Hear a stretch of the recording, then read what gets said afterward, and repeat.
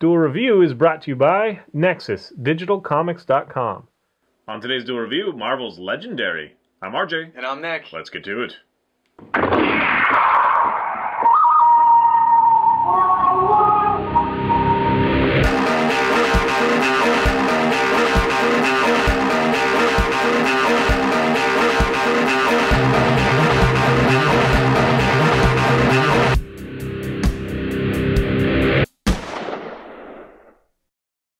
Hey guys, welcome to Wednesday the 5th of December. We are doing Legendary, the Marvel card game. That's right. I heard about this way back when. It tested well, at Gen Con, and people were excited about it, but then it kind of kept a low profile, and then all of a sudden, there it was, available in the store, so here it is. Yay! Oh. So, how long have us fans waited for a decent, card game featuring the heroes of the Marvel Universe? There's also another game that I want to get my hands on, the DC one, where, they say it makes you feel like you are Batman or whatever, you get different hero decks, and I can't wait to play that, but for now, this is what we have, and it's based on the Marvel Universe, and most of us are Marvel fanboys, although, DC is making a strong showing as of late. Anyway, so Legendary, it is from designer Devin Lowe, who was from the Wizards of the Coast and Magic the Gathering, former, head of that. He made this game. Go ahead and open up the box there, Vanna. I don't even know if people will get that reference anymore. What? Vanna White. It's been a long time, man. Really? Anyway, so I was kind of, I was a little trepidatious because, they definitely capitalize on their heroes a lot, and sometimes with very inferior product. But this game, I'm glad to say, is a lot of fun. Now, it's not perfect, and I can't wait for expansions, which will give you a lot more heroes to play. And it's hinted at that there will be expansions because there's a lot of space that they left in here for the cards. Of course there will. It wouldn't be Marvel if it wasn't. It wouldn't be a card game, a collectible card game. So, alright, so, yeah. As Nick mentioned, it has nice dividers in it. Yes. They're kind of clunky, though, and they don't really fit right now, but once you have a bunch of cards, they'll probably do better. That is the game board, and it's nice that it has a game board. It really doesn't need one, but it is nice that they came with a game board. And, it's a little on the boring side, but it works just well. Yeah, because the cards are going to cover up the artwork anyways. I just wish that they would... But then again, things wouldn't... And there are a few spots where they could have added another pile here, because often you have to separate some of the escaped villains because they're conditional to your twist or whatever you're... Or you have to count up your schemes, so having a nice little pile... It says to put it next to here, but there's no real... Unless you cover this up, but sometimes... So there's just a little bit of tweaking that I might have, suggested, but, it serves a great purpose, and it's got little cheat sheets up here, which has answered some questions during play, so that's great. So yeah, and it's fairly well made. I don't think it's too... I am a little worried every time I open it that I'm just going to rip it in half because you just got to do it right. Yeah, it's just got to be slow about it. So let's or maybe just set it down. Okay, yes. So the game is, you build a deck of heroes. You start with shield agents, and you can do one of two things. You can recruit or you can fight. So there are a bunch of different shield agents. You have a certain number. It's basically 4 that have 1 point of fight and 8 that have 1 point of recruit in your hand at the beginning. You shuffle the cards. You draw 3 or 6. And then you always have 6 in your hand unless other cards, give you a conditional get rid of 2 or add some, draw a card, whatever. Right. So you're trying to recruit heroes, and heroes. There are a bunch of X-Men, there's a bunch of Avengers, and then there's 2 independents, one being Spider-Man and one being Deadpool, which I was happy that Deadpool made it. Go ahead and show some of those. So it breaks down basically, each hero has a qualifier or, a camp that they're in, so they're strong, they've got a little green fist. If they're intuitive, they have instinct, they have a head with 3 lines, whatever. So when you draw 2 characters of the same, let's call them suits. If you draw 2 characters of the same suit, then some other abilities might come into play that are on the card. Each card is fairly simple. We've got, the name of the character, some great artwork. We've got... Down here is fight. If they have fight, it's a little claw mark and it has a number. And over here, if they have, let's see, which is the one? Yeah, if they have recruit, then it's a star with a number. And then they have the recruit cost, which is over here. This one's 4, this one's rogue. If she's played, she has a little fist, the green fist icon, which means she's a strong. This is her strong attack or whatever. If you have another character with that, then she gets a +3 to her attack. Right. So it's really you need to pay attention to build your heroes and make sure that they will work well together. Also, there are a lot of cards that have to do with the faction. So, she's an X-Man. So, if you have Cyclops and you have his certain card, any other X-Men that you play from your hand during that turn gives him 2+ strength. So he can add up really quickly. So it does give you some strategy in building your team. Now, I'm going to go ahead and say that it doesn't ever make me feel like I am this character. It's more like you're the S.H.I.E.L.D. agent behind the scenes, like you are Fury, which is funny because Fury is one of the characters you can play. But it feels like you're kind of more or less calling the shots. And think of these cards as an attack card, like or a one-use kind of thing. It's like, this is not the hero itself. This is something that the hero can do. So it's like, Rogue, go do that, and then she does it. Because each one of these cards... it's basically, they're shuffled into your deck, you draw them, and it's like, oh crap, all I got is recruits, I have no fight, so I'm going to try to recruit somebody with fight, and you're trying to balance that out.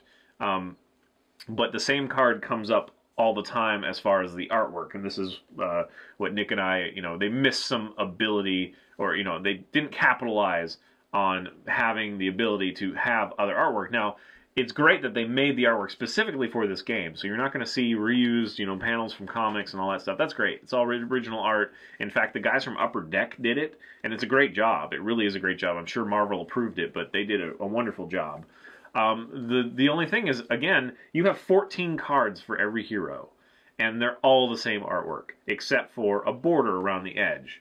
Now, the border serves a good purpose. There are different colors that kind of help you know if they're a strong character, if they're a tech character, if they're an instinct character, that sort. Or I shouldn't say character. It's like move. Again, it's like a move that they can do. It's not really the character. So right. Can I touch on that real quick? Yeah, sure. Here's Gambit, for example, with 3 different backgrounds. The blue one is his range attack. If you notice that the background is blue, followed by the yellow one here being his instinct card, and they have little icons that say that as well. And then this one is his stealth one, the red one. But in addition to all of the different colors, you also have one that doesn't have a border. This is his, super card. This is the strongest one in the deck that just kind of illustrates who he is, and so it doesn't get a border, but it still has the icon. For instance, his is the instinct ability. What you need to know about that is actually Rogue's ability. Well, some of them also have it, but Rogue's ability is to steal powers, and not only does she play, it's a stealth move. I think this is it. No, that's not. Not only is it a stealth move, but you can also copy the other person. So if you play this card, the stealth one, here it is right here. If you play the stealth card, not only will you have the stealth ability that you can tap into, but you will also have the card that you're copying's ability. So let's say I'm doing Scott Summers or Cyclops is here, ranged attack. So now she's stealth and ranged. Not that that really matters. But I'm hoping that they capitalize on that later. So. Yeah, there's a lot of conditional stuff. That's just one example. And some of the villains that you come across, and we'll get to those in a second, they require certain, things. Like if you have to have a ranged attack in your hand in order to fight this, or you get a wound or something like that. And wounds are basically cards that take up your hand.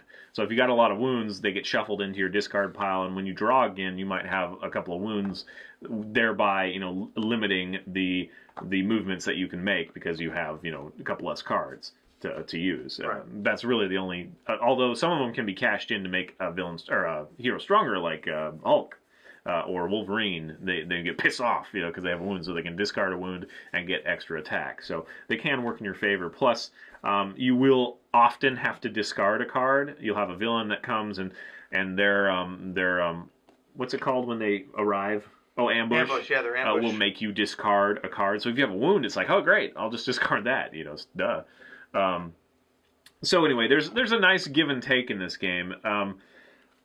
Again, with the art, just going back real quick, the thing is that if you think of these all as, just different moves of this character, that can be understand. It's like, okay, you can use the same art. I'm glad they have the different borders, yada, yada, yada. The part where it really becomes irritating are these things called schemes. That's the most irritating to me. Now, schemes are basically just different guideline rules in the game. This one, for example, is replace Earth's leaders with killbots.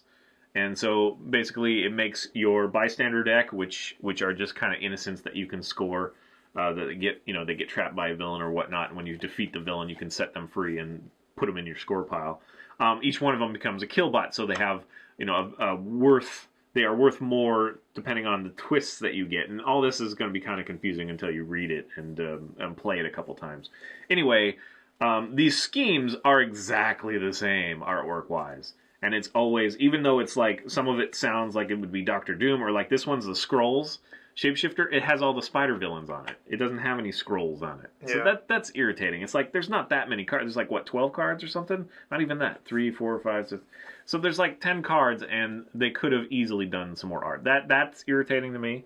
Also, the twists are exactly the same. It's basically the same artwork, but the full thing, and they're all the same too. So it would have been nice to have a couple more variations there. Having said that, we'll move to the villains, which each game that you play has a mastermind, and the mastermind is put over here, and it's either Loki or Red Skull or Magneto. So it's a powerful character, Doctor Doom, that has other cards underneath them that have certain conditions, and you have to beat them 4 times, basically. You have to remove all 4 of those cards before you can win the game. So that's pretty cool that they gave these weighty characters a bigger role. They're not just regular villains. All the other villains get shuffled into the villain deck, and you draw them one at a time, and these 4 spots, or five spots here, are different parts of the city. And what happens is the villain starts in the sewers, then goes to the bank, then the rooftops, then the streets, then the bridge, and once they're past the bridge, they escape. And if you have a bunch, a lot of schemes have rules that if a couple, 5 villains escape, you lose, or 10 villains you escape, you lose. Otherwise, if you deplete the villain deck and still haven't beat the mastermind, then it's kind of a draw situation, so you didn't technically win. So that's kind of fun, because it gives you 5 opportunities, and when you're playing with 2 people, or let's say you're playing with 4 people, it's like, holy crap, if I don't kill them now, and they don't have fight points, it might be gone, it might be all over. So there is definitely a cooperative thing. It's like, all I have is recruit points, I'm going to recruit a real strong one, you slow that one down, or take this one, but let that one go, because I need to fight them in the streets, not the rooftops, kind of thing, because some of the villains have, conditional stuff. So it does give strategy and cooperative play. But at the end of the day, you want to score as many villains, capture them or defeat them as possible to add up your points and win the game. So there is going to be a winner and losers if you play this. Now, I didn't find it terribly challenging. It's one of those things that there is enough strategy to make it interesting, and just when you think you're screwed, you can, kind of come back. It is balanced well that way, but it doesn't seem to be terribly challenging. There were 2 times I think we lost. One we just totally lost because we're idiots, and it just got out of control. It's like we didn't have anything but recruit points, and it just kept coming and coming and coming. That was the villain breakout one, I think, right? Where each time a twist comes up, and that was another thing, is we didn't shift or shuffle very well, because each time a twist came up, 2 villains would get placed out instead of 1, and so they just marched on out. It was crazy. And then the second time was just a draw. We ran out of heroes, I think, because that one, every time a Master Strike came, it would wipe out the entire HQ. So all the heroes you had out, which is 5 at a time, gets removed. And I guess I didn't talk about that. When you lay out heroes, you do it here in the HQ section of the board, which is the helicarrier for the. And there are 5 of them, and these are the heroes that you can recruit. So once you recruit one, you can replace it with another hero, and then you might be able to recruit that one. So it limits you. You can't look through the whole deck and decide which one to recruit. It's whoever's available or whatever moves. Again, that's the thing, is I wish they would have emphasized that these are moves that these characters do, because it makes more sense that way.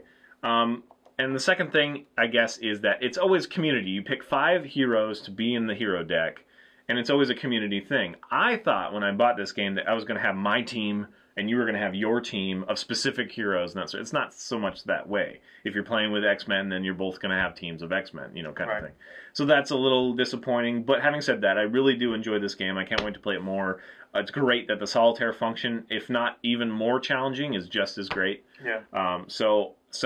Yeah, I have a lot of fun. I can't wait for expansions. I don't know if they're going to tweak the rules, because there are a few things that seem a little fishy. Is there anything else you wanted to say? we didn't really go over villains. The villains it's cool because the villains actually do have a lot of artwork for some of them. I mean, we've got like the Doom bots, which are all the same, and we've got the hand ninjas, which are all the same. But then we've got the spider villains, which are awesome, and we've got the Hulk villains, which they're just called radiation. And then Skrull villains, and like almost every card is different, so that's cool. You know, they've got a couple of multiples, but then they've got like the Skrull Queen, and they've got the I mean, you're showing yourself, not. Oh, I should show you guys. See. So a lot of them are different, and then like for the Spider-Man villains, you get like 2 Juggernauts and 2 Venoms, and everybody you think would be there, well, just about. I mean, like. Mysterio's not there, and Shocker's not there, so I guess there should be more. But still, there is a lot of variety there, and that's a lot of fun. Right.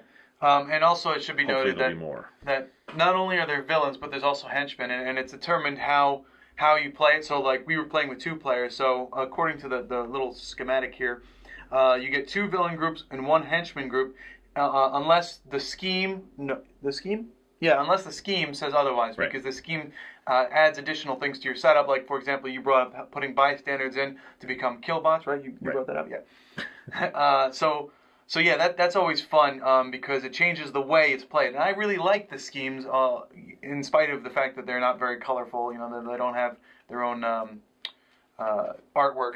So. All right, well, I think that's about as in-depth as we can get right now. I definitely say pick it up. It is $60. It's a little expensive, but it's like 500 plus cards and a decent board, a good box, you know. So yeah, I really think it's worth it, and I love the direction it's going. I want to see more. I like that they give you like 100 dividers. Yeah, the only problem is the dividers are all just basic generic. So, but they do have white across the strip, so I will take a Sharpie probably and put write down what's there. You know, this is the slots. I mean, this one separates. It does take a little bit of time to set up the board, but not terribly. And then at the end, you have to unshuffle your decks, right? Which is a little bit of a problem, but it's not that. No, honestly, I mean, lots of games have that, so it's not a big deal. When RJ and I first played, I was fine. Unshuffling them all because I was sitting there going, "Oh, this was a lot of fun! I can't wait to play again! Yay!" So it really didn't bother me at all. Yeah, he really enjoyed this game. I did right from the start. Well, he kept winning though too, so it's always more fun when you win. It is. But yeah, great game. Go check it out. Can't wait for more. Thank you for watching. Please subscribe to our YouTube channel and watch our great playlists. The Game Lab's been a lot of fun. Yeah, and please leave comments. We love comments, and you can help support us by buying our wares at spiderwolf.com. That's right. T-shirts, card games, art prints, short stories, and more. See you later.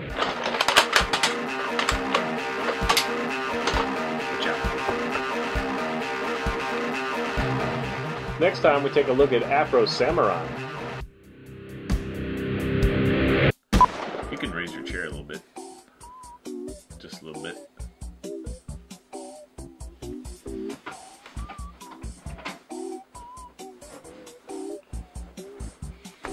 I'm on top of the world! And you suddenly feel taller. Chair raising. A lot like barn raising, but it makes sense that way.